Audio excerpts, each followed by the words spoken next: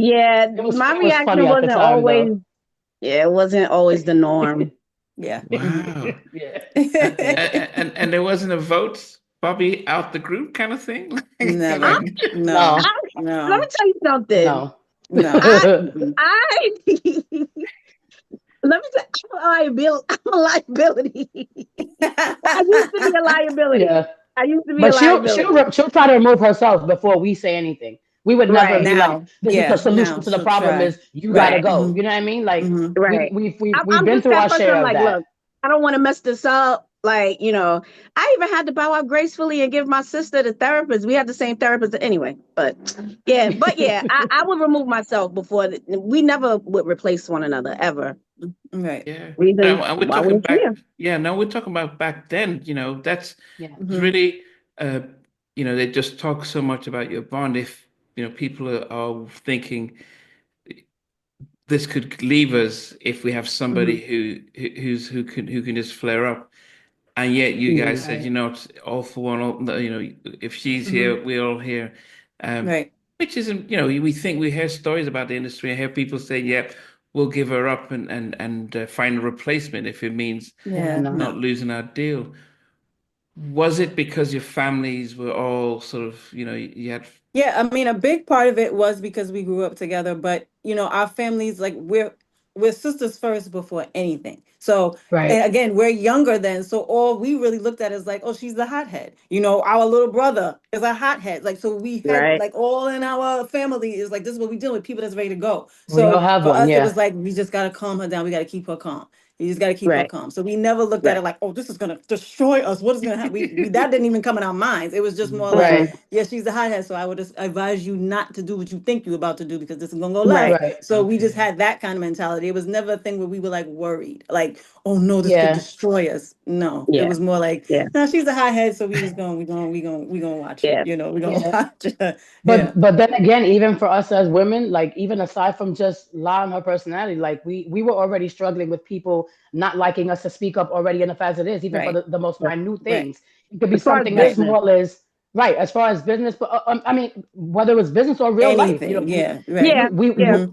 when through life you deal with all those type of adversities with speaking to somebody who's not going to like what you said. Like I was Right. raised big on it's not what you say, it's how you say it. How My you mom say it. always told Yeah. me that, Yeah. and so again, people just say what they want, they do what they want with no regard to your feelings, with no regard to your life.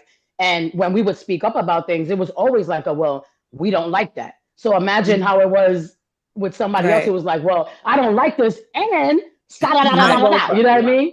Yeah, Right. so we dealt with it regardless to, Mm-hmm. whatever diagnosis, whatever somebody could be going through. As Right. Right. women, that's what we deal with on a normal, Mm. Right. especially in the business. So we just had to Yeah. learn Yeah. how to like balance it out. Yeah, it was interesting when I interviewed Nikki Howard, and she spoke about Oh, how Auntie Mickey, we love her. Hi, Auntie. yeah, she's awesome, and she spoke about actually how women do the double standards when you try and Yeah, stand Hmm. up for yourself. And she, we all know what she had to go through in her career, yeah, but she spoke about how hard it was. But for you guys, then, is it one being when you first start, young girls, it's like you just sing and look pretty, we take care of the business, and then you stand to talk, and it's like, wait a minute, we don't like your attitude. How do Hmm. you guys, I mean, on looking back at when you guys were back in those early days, how did you manage trying to speak out for yourself and being seen as being very troubled artists, and not conforming because you were trying to be outspoken?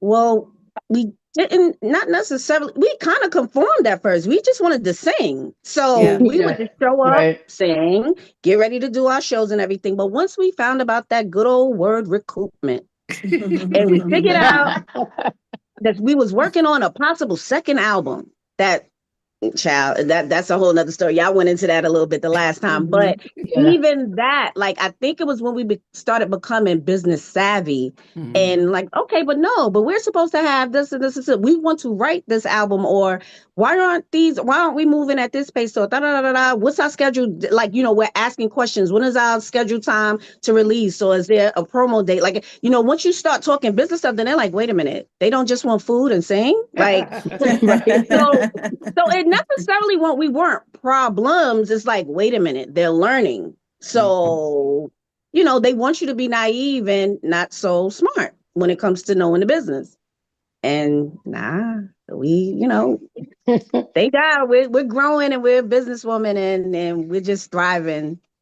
And yeah, we didn't conform. We didn't bow down. We didn't, we did it our way. And, if this is our road, we'll take it, honest. Yeah. When you had Violator, it was Violator, your management, right? So when they said, yeah, we're dropping, we're not getting involved with you guys anymore because of the communication stuff. Did you guys handle it like, okay, we'll do our own, or was there when it came to Violator, that was just to this day a huge misunderstanding because we never fired Mona, but for some miraculous thing, she said she got an email from us that was firing her. A fact. Yeah, sorry.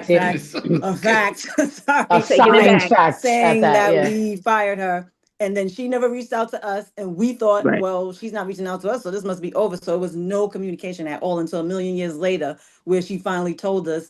And we were like, we never sent you anything to say that you were fired. Yeah. And she was like, I'm telling you, I have it. I would talk about it. And I'm like, we never did that. We never sent that. That was just a misunderstanding. That was just, unfortunately, something that happened that shouldn't have. But again, it's a part of our story and we'll take it. It was a part of our growing pains. And, There's